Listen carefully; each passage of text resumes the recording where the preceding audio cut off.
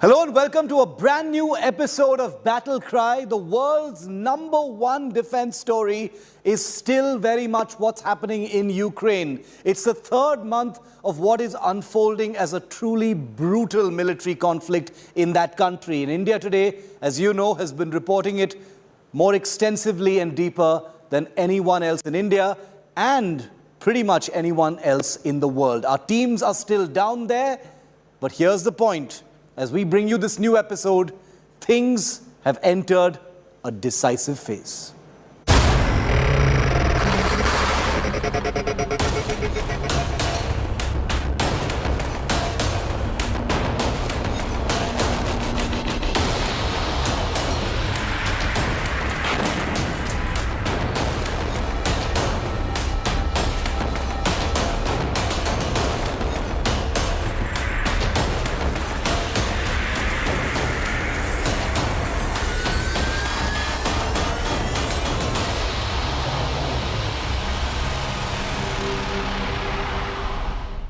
Russia has been using long-range Kalibr cruise missiles to hit targets in Ukraine quite extensively right through this conflict. They've been launched from land launchers. They've also been launched from ship. But now with land missile positions as well as Russian ships in the Black Sea rendered pretty vulnerable thanks to pinpointed attacks by Ukrainian defenses, the Russians have brought in their submarines, which are much less vulnerable than ships or land launchers because they lurk beneath the waves and can strike when nobody is really expecting it. Take a look at how submarines have entered the combat mix now. A pair of Russian Kalibr cruise missiles breaking the surface of the Black Sea to the south of Ukraine and blasting into the sky, headed towards unknown targets in the war-torn country. The missiles launched from beneath the waves by a Russian Kilo-class submarine. The footage you're looking at, released officially by the Russian government this week, captures what is believed to be the first use of submarine-launched weapons in this conflict so far. Kalibr cruise missiles have been used extensively by Russia so far, but have mostly been launched from surface ships. These missiles, with ranges that run into hundreds of kilometers or more, have been used to target several Ukrainian cities, especially in the southern part of the country. Ukraine's military headquarters claimed this week that 3 Russian military boats armed with Kalibr cruise missiles are currently roaming the Black Sea, awaiting target data to escalate strikes on Ukrainian territory. But Russian ships and boats have been rendered vulnerable in the days gone by, thanks to precision drone strikes being brought to the fight by the Ukrainian Navy. And that's possibly why Russia has now begun using its much less vulnerable, stealthy submarines to conduct similar land attack missions using these Kalibr long-range cruise missiles. In fact, recent satellite imagery from Maxar shows the loading of missiles onto what is believed to be a Kilo-class submarine in the Black Sea port of Sevastopol in Crimea, a location India today has been reporting from. Sevastopol naval base, one of the most important naval bases for Russia, a warm water naval base. You can see the ships behind me very clearly. This is one of the most important strategic positions for Russia. This is where they have a stronghold over the Black Sea, the Sea of Azov, and Crimea becomes very important because of this infrastructure, critical infrastructure for Russia, and Russia is controlling waters around the Black Sea in this region because of this very important naval base. The question now is, can Ukraine battle Russia's undersea fleet? Does Ukraine have the capability to target Russian submarines effectively? Will Ukrainian cities now be sitting ducks to invulnerable Russian submarines? Or will NATO's undersea fleet be drawn into this new chapter of the conflict that appears to have been opened in the Black Sea? With Geeta Mohan in Sevastopol, Crimea, Bureau Report, India Today. And as Russia brings in its submarines to conduct these first missile attacks, it appears to have been preempted because nuclear attack submarines of NATO forces from the US and France have converged along with British nuclear submarines at a secretive naval base in Scotland. because they believe that this kind of messaging will be necessary to remind Putin and his navy that the NATO will stop at nothing.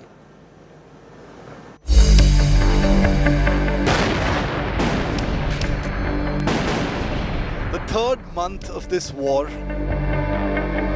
and Putin's war machine shows no signs of really pulling back. From Kyiv to Kharkiv to the hellscape of Ukraine's Mariupol, Russia has been trembled, but Putin's iron fist remains in the battlefield. Now, with Sweden and Finland signaling their intent to join NATO, Putin has warned that there will be nuclear consequences in the Baltic region. Russia, remember, has already placed its nuclear arsenal on operational alert, brandishing them before a nervous world.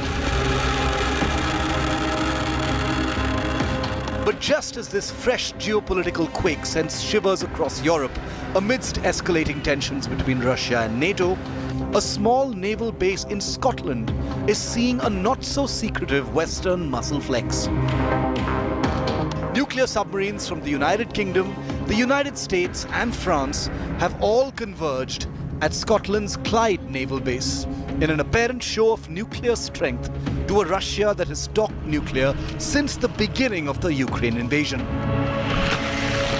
From a US Navy Virginia-class nuclear-powered cruise missile fast attack submarine to a French Rubis-class nuclear submarine, the nuclear submarines of the two NATO powers arriving together has been projected as routine, but the messaging is undeniably pointed at Russia. The Clyde naval base is also home to the Royal Navy's Vanguard-class nuclear ballistic missile submarines and Astute-class nuclear attack submarines. In other words, American, French and British nuclear submarines converging to send Putin a nuclear-tipped NATO message. While these NATO nuclear attack submarines are built for sustained and rapid underwater operations that can prove a nightmare to Russia's maritime forces, ballistic missile submarines are a whole different deal, lurking slowly and visibly, waiting for orders to deliver weapons of mass destruction at land targets. Russia's own nuclear ballistic missile submarines, remember, had ventured into the North Atlantic at the beginning of this war as a similar message to NATO. But Russia's recent test of its most capable nuclear missile, the Sarmat, has heightened nuclear temperatures dramatically and could be seen as the latest in a series of nuclear moves by Russia, compelling NATO to reciprocate with some well-defined power projection.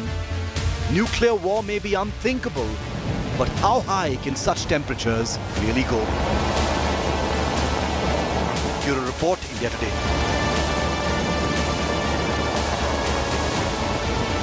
In what is being seen as one of the most decisive escalations in over 70 days of this conflict, it's Russia declaring in no uncertain terms that NATO vehicles and supply columns bringing in weapons and ammunition into Ukraine will now be legitimate targets that the Russian war machine will actively seek to destroy. There are a huge number of questions after this statement was made by the Russian defense minister. Take a look.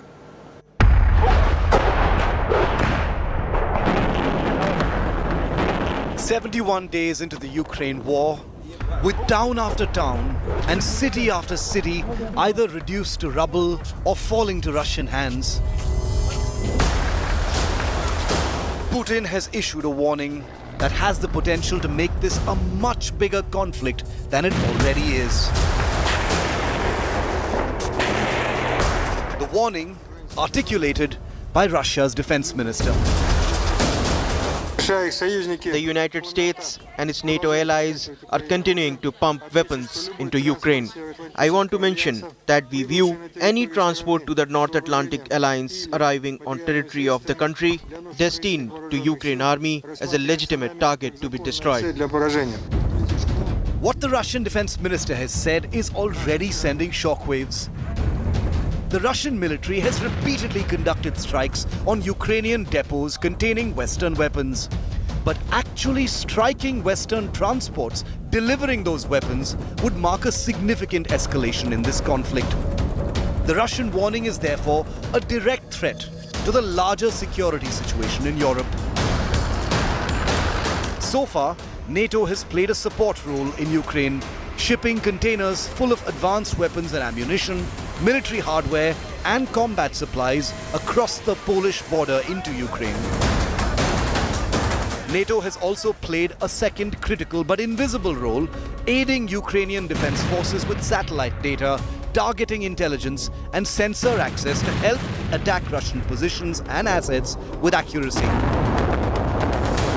If NATO vehicles and trucks carrying weapons become legitimate targets to the Russians, does that mean that NATO will be forced to hit back when attacked? And if that happens, what is the nature of the escalation ladder? And where will it actually end? Bureau Report, India Today. You perhaps have heard of how the terrorist group ISIS in Iraq and Syria had once begun to use drones fitted with rudimentary explosive devices as tiny little bombers to inflict damage on US and other countries' troops. Well, the same thing is happening now, but it's by the Ukrainian military using rudimentary drones that you can buy in any shop, fitting them with little grenades and release mechanisms and wreaking havoc on Russian infantry groups.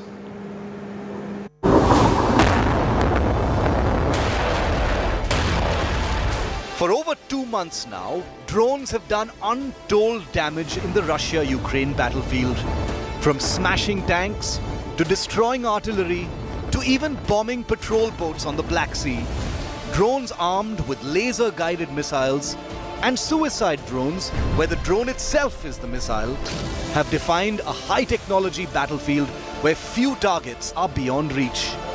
And now, a newly revealed chapter of this escalating drone war in Ukraine. What you're about to watch is a piece of footage capturing the use of small drones and applied to cause devastating pinpointed damage. Watch now closely as this drone quietly films from the air as a group of Russian troops mobilize on an unspecified dirt road in Ukraine. Swooping up over them, the drone quietly drops an improvised grenade on the unsuspecting troops, injuring some and sending the rest running. In an eerie moment, the drone stops and zooms in on the injured soldiers. The drone lies in wait and then slowly moves to observe the Russian troops, including one of the injured men, getting into a pickup truck. With the target just sitting there, the drone then deploys a second grenade, sending it straight down through the sunroof of the vehicle.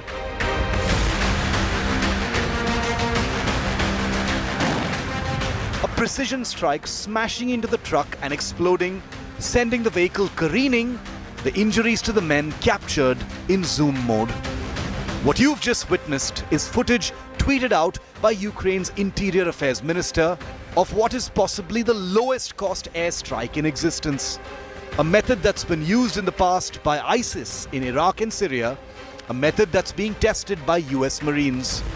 And now using a definite degree of hardware improvisation deployed to devastating micro effect by Ukraine against Russian troops. What Ukraine has demonstrated is the use of drones across the damage spectrum over 2 months. From the use of drones to distract and then facilitate the sinking of Russia's biggest ship in the Black Sea, to the bombing of fast-moving boats, to devastating tanks and armor, to now even picking out individual groups of troops. The gap for escape is rapidly closing and at nearly no cost. Bureau Report, India Today. Here on Battle Cry, we've been tracking every single advanced NATO weapon system that's been cleared to enter into the Ukraine fight. Remember, it is these advanced weapons developed by countries like the United States, Germany and Britain and France that have actually allowed Ukraine to put up such a credible fight against a much superior invading force, Russia. Here's a report on the 2 more new weapon systems that have been cleared and will soon enter the fight for Ukraine. Take a look.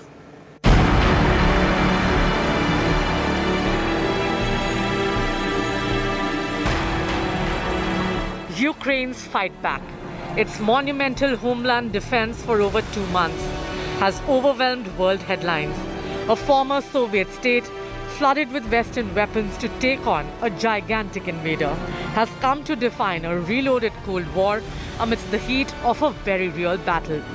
And now, after over 2 months of death, destruction and damage, 2 more Western weapons have been lined up for the Ukrainian military. The United States has just cleared consignments of M777 155mm ultra-light artillery guns for Ukraine. A handy and powerful weapon is also in service with the Indian Army. On Thursday, the US Department of Defense released these images of M777 guns loaded into C-17 transport jets for a ferry flight to Ukraine. The Australian government has also shipped sets of M777 guns to Ukraine.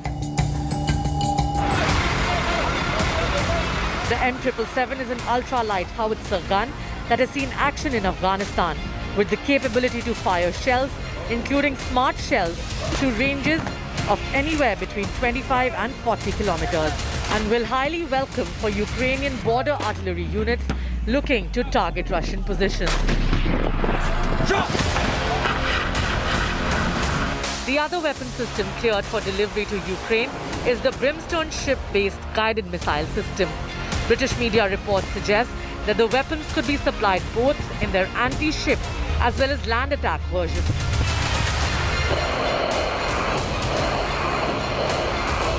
The missile could pack formidable close and punch on small ships and boats in the Black Sea, a theatre where the Ukrainian military scored the mother of all kills recently with the claimed sinking of Russia's Moskva cruiser.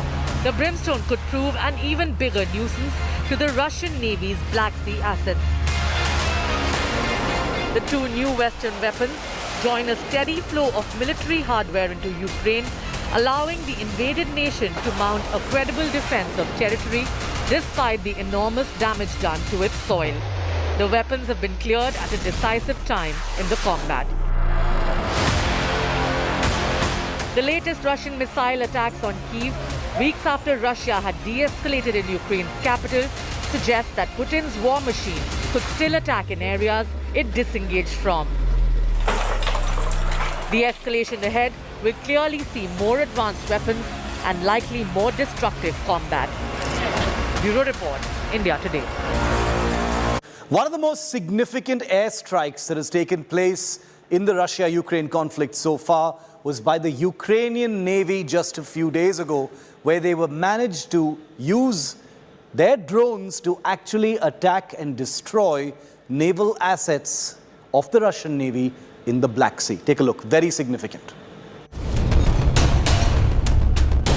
An armed Russian boat prowling the Black Sea off the southern coast of Ukraine. The boat has no idea it has been spotted from the skies. And then this happens. In the blink of an eye, the 55-foot Russian patrol boat obliterated over the waves. Minutes later, a second boat is seen speeding away, but it's too late. This boat too has no escape because it's been struck from the skies by a relentless bombing machine. The Ukrainian government claims that these are images of 2 Russian Raptor-class high-speed coastal patrol boats, bombed into oblivion courtesy laser-guided bombs delivered by Ukrainian Bayraktar TB2 drones. The strikes on these two boats is enormously significant. They capture the first time in this war that these drones have actively engaged and destroyed Russian naval assets. In over 2 months of the war, Ukrainian combat drones have got a lot of success by hitting their targets. But now, for the first time, they have achieved this success over an open ocean. Now, there are reports that Ukrainian combat drones have successfully hit Russian boats in the Black Sea. The laser-guided munitions used in this new over-ocean attack are likely the Russian MAM, a smart micro-munition designed to hit both stationary and moving targets with devastating accuracy. The destruction of the two Russian Navy patrol boats will be a painful sting for Putin's war machine, coming 18 days after the sinking of the Black Sea Fleet's flagship cruiser Moskva, an incident that is still sending shockwaves around the world for what it means to Ukraine's defense capabilities. The two boats struck in this manner may be much smaller than the Moskva, but the signal from Ukraine is clear.